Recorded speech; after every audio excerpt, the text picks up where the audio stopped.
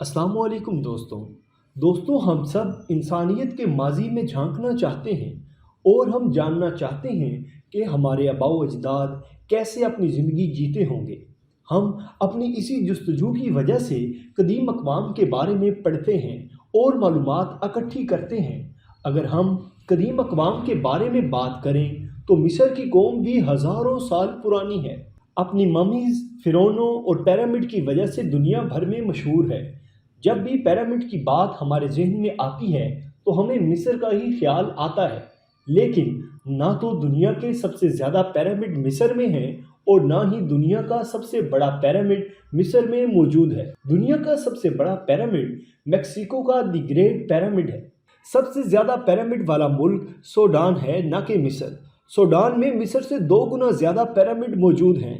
Pyramid of खोफू मिस्र का सबसे बड़ा पिरामिड है। आज की वीडियो में हम आपको कदीम मिस्र के बारे में कुछ ऐसी बातें बताएंगे जो आप शायद ही जानते हों। कदीम मिस्र के लोग मौत के बाद की ज़िंदगी पर काफ़ी यकीन रखते थे और उनका मानना था कि मौत ज़िंदगी का खात्मा नहीं है बल्कि ज़िंदगी का एक पड़ाव है जिसके बाद ज़िंदगी की एक नई शुरुआत होती है। यही वजह थी कि जब इनके मुर्दा जिस्म की मम्मी बनाई जाती थी, इसके साथ एक आम रोज़मर्रा की ज़िंदगी में इस्तेमाल होने वाली तमाम अशिया भी रखी जाती थी, लेकिन मिस्र के हर इंसान की मम्मी नहीं बनाई जाती थी। सिर्फ मिस्र के फ़िरौनों और अमीर लोगों की मम्मी बनाई जाती थी। मिस्र के लोगों का मानना था कि दूसरा जन्म मुमकिन तो है, लेकिन उसके लिए इंसानी जिस्म एक सही हालत में होना चाहिए। इसलिए वो जिस्म को दफनाने की बजाय ममीज़ बनाते थे। कदीम मिस्र में किसी जिस्म की मम्मी बनाने के लिए पहले उसके अंदरूनी आज़ा निकाले जाते थे और उसका दिमाग उसकी नाक के ज़रिए निकाला जाता था, लेकिन कभी भी दिल को नहीं निकाला जाता था क्योंकि वो दिल को रूह का दूसरा रूप मानते थे। जिस्म में से निकाले गए आज़ा को वो अलग अलग मर्तबानों में मुर्दे के साथ ही रख दिया करते थे। नौकरों को भी राजाओं के साथ दफनाया जाता था। ये काफ़ी चौंका देने वाली बात है कि मिस्र में फ़िरौन के मरने के बाद उसके नौकरों को भी उसके साथ दफना दिया जाता था। नौकर के सर पर वार करके पहले उसे बेहोश कर दिया जाता था और फिर उसे दफना देते थे। मिस्र के फ़िरौन मोटे होते थे।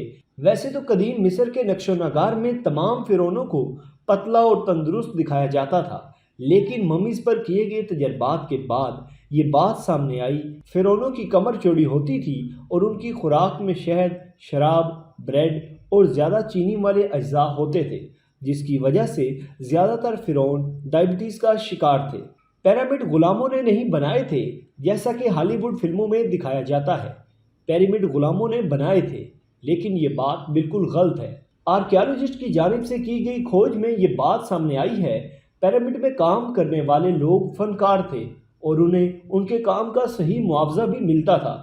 कदीम मिस्र में 2000 से ज़ायद देवी और देवताओं की पूजा की जाती थी। इनका हर खुदा ज़िंदगी के किसी न किसी हिस्से से जुड़ा होता था।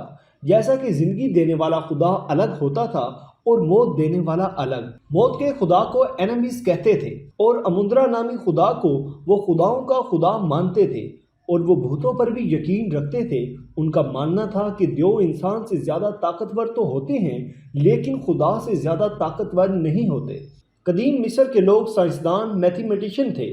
इन्हें हैरत अंगेज़ मार्क बनाना आता था। इन्होंने मेडिसिन और कॉस्मेटिक्स बनाई। इनका अपना कैलेंडर भी था। इनके लातादाद म्यूज़िकल इंस्ट्रूमेंट थे और इन्होंने बड़े बड़े शिप बनाए। इन्होंने बहुत सारी ऐसी चीज़ें ईजाद की जो आज भी हम इस्तेमाल करते हैं, जैसा कि टूथपेस्ट, कलम, ताला और चाबी वगैरह। कदीम मिस्र के डॉक्टर जिस्म के एक ही हिस्से का इलाज किया करते थे। तारीखदान हीरोज़ के मुताबिक कदीम मिस्र में एक डॉक्टर सिर्फ एक ही बीमारी का स्पेशलिस्ट होता था और उसी बीमारी से मुतल्लक ही इलाज किया करता था। उनके पास हर बीमारी के लिए अलग डॉक्टर होता था।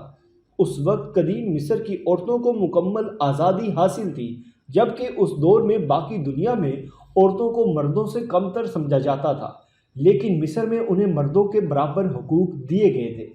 मिस्र की औरतें ज़मीन खरीद सकती थीं, जज भी बन सकती थीं और अपनी वसीयत भी लिख सकती थीं। अगर वो घर से बाहर काम करती थीं तो उनको मर्दों के बराबर मुआवजा मिलता था। वो तलाक भी दे सकती थी और दोबारा से शादी भी कर सकती थी। یہاں تک کہ عورتوں نے مصر کی بادشاہت کو بھی سنبھالا اور مصر پر حکمرانی بھی کی۔ سن 400 سے 800 BC کے قریب مصر کے زیادہ تر لوگ عیسائی مذہب سے تعلق رکھتے تھے، لیکن 10ویں صدی میں مسلمانوں کے حملے کے بعد بہت سے لوگوں کا مذہب تبدیل ہوا اور انہوں نے اسلام قبول کر لیا، اور اس کے بعد مصر کی قدیم کاپٹک زبان کی جگہ عربی زبان نے لے لی۔ قدیم مصر کے لوگ بالوں سے سخت نفرت کرتے تھے۔ مصر کے لوگوں کا ماننا تھا کہ جسم پر اضافی بال مضر صحت ہوتے ہیں، اسی لیے وہ ہر طرح کے اضافی بالوں کو صاف کر دیا کرتے تھے۔ مصر کی پینٹنگ میں جو بال ان کے سروں پر نظر آتے ہیں وہ اصلی نہیں ہیں بلکہ وگ ہے۔ یہ لوگ وگ کو ٹوپی کی طرح پہنتے تھے، وہ بھی صرف اس لیے کہ سورج کی دھوپ ان کے سر پر نہ لگے۔ قدیم مصر میں میک اپ کا بہت زیادہ رواج تھا۔ جہاں آج کے دور میں صرف عورتیں میک اپ کرتی ہیں، وہیں قدیم مصر میں مردوں کا میک اپ کرنا ایک عام سی بات تھی۔ وہ لوگ سرمے کا استعمال ضرور کرتے تھے۔ ان لوگوں کا ماننا تھا کہ ہرا اور کالا سرما انہیں سورج کی کرنوں اور مکھیوں سے بچائے رکھتا ہے۔ وہ لوگ میک اپ صرف خوبصورتی کے لیے نہیں کرتے تھے بلکہ مذہبی وجوہات کی وجہ سے بھی کرتے تھے۔ منہ کو صاف رکھنا نہایت ضروری تھا۔ ان لوگوں کے لیے دانتوں کا صاف رکھنا بھی نہایت ضروری تھا، یہاں تک کہ وہ ممیز کو ٹوتھ پک کے ساتھ دفناتے تھے۔